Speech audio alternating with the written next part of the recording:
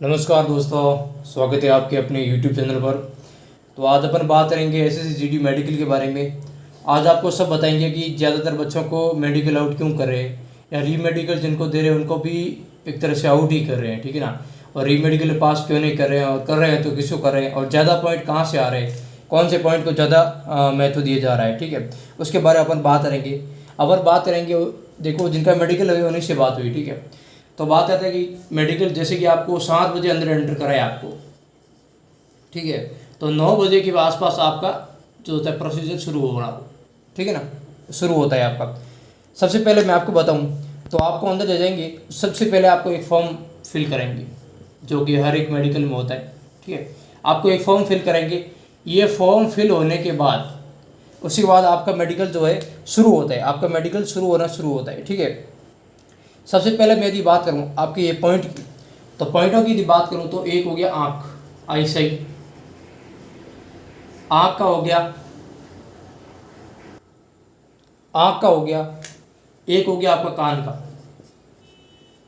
आँख, कान और नाक। इन चीज़ों में यदि बात करूं, ये तो आपको पता होगा कि 6/6 देखते हैं या 6/9 जो होगा चलेगा।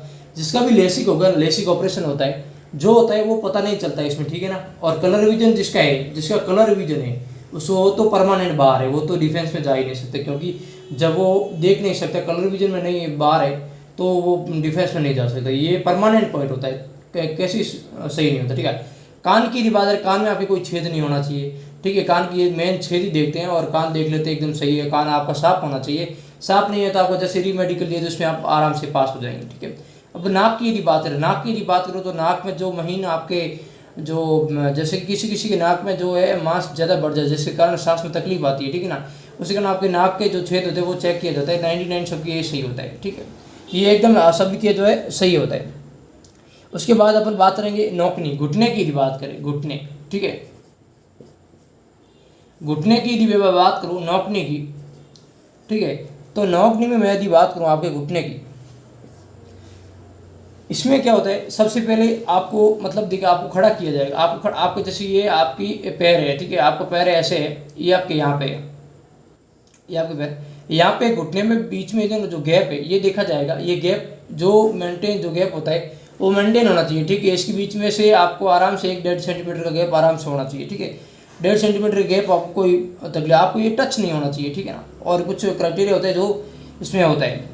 फिर आपको मैं बताऊँ, फिर आपको क्या होता है कि जंप करा, ये आपको लेट के भी चेक कराया जाता है, लेट के भी, ठीक है। और एक फ्लैट फुट, ठीक है, फ्लैट फुट की यदि बात करूँ, फ्लैट फुट में क्या आपको लेटाया जाएगा, फिर आपके नीचे पैर की जो तलवा है उसे देखा जाएगा कि वो चपटा तो नहीं है या फिर ऐसे नहीं है, उसके अंदर ऐसे कर्व होना जरूरी है अंदर, ठीक है ना। तो वो उसके आपको ये देखा जाएगा, ठीक है। फिर अपन बात करें कोहनी की, हाथ में जो कोहनी है उसे देखा जाता है आपके, ठीक है। आपको जो कोहनी है यहाँ से, ये ऐसे नहीं होना चाहिए, किसी का टच होता है, इन दोनों हथेली को जब टच किया जाता है तो ये टच नहीं होना चाहिए, ठीक है। और इसमें थोड़ा मोड़ा जाता है, तो ये बहुत कम प्रॉब्लम आती है इसमें। जिसमें प्रॉब्लम आएगी वो मैं आपको बताऊंगा, ठीक। कोने का हो गया। जंप करवा के आपको पैर की जो है नसें देखी जाती है, पैर की जो नसें होती है पीछे, जंप कर सबसे पहले आपको जंप कराया जाएगा, ठीक है। इस पॉइंट से पहले जंप करा, जंप से बाद आपका जो नसें देखी जाएगी। फिर यदि आपके ये ऐसे ऐसे होते हैं, इसमें सबसे ज़्यादा की बात है कलर विजन, वो पहले ही बाहर है, ठीक है। फिर एक आँख में हो गया, एक आपका आँख में हो गया, और एक आपका हो गया घुटने में। इन दो में अभी बहुत ज़्यादा बाहर आ रहा है, ठीक है। इसके बाद की बात करूँ तो डॉक्यूमेंट की बात करूँ, ठीक है। डॉक्यूमेंट में एक तो आपका हो गया 10th 12th हो गया, 10th हो गया, 12th हो गया। उसके बाद आपका हो गया एक तो इनकम वाला आय प्रमाण पत्र जो भी होता है वो हो गया। उसके बाद आपका ओबीसी हो गया, ओबीसी जो भी एसटी से आपके पास जो भी आपका जो कास्ट सर्टिफिकेट है वो आपको लगाना है, ठीक है। और आपका वही मूल निवास और आधार कार्ड, ये आपका जो भी है डॉक्यूमेंट का इतना रहेगा।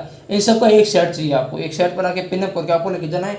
और फिर आपके जो भी इंटरनल पार्ट है वो आपको चेक किए जाएंगे, उसमें भी एक दो बार होते हैं। बाकी ब्लड हो गया, बीपी होगी, बीपी मेन पॉइंट है, बीपी किसी का हाई लो नहीं होनी चाहिए डिफेंस के लिए, बीपी ये हो गया। और बाकी आपको यूरिन चेक हो गया, ये तो नॉर्मल चेक है जिसमें कोई बार नहीं होता है। बाहर 2-3 पॉइंट है, उसी में बार होता है, ठीक है। तो जिनका सिलेक्शन हुआ है फाइनल हो गया, उनको बहुत बहुत बधाई हो।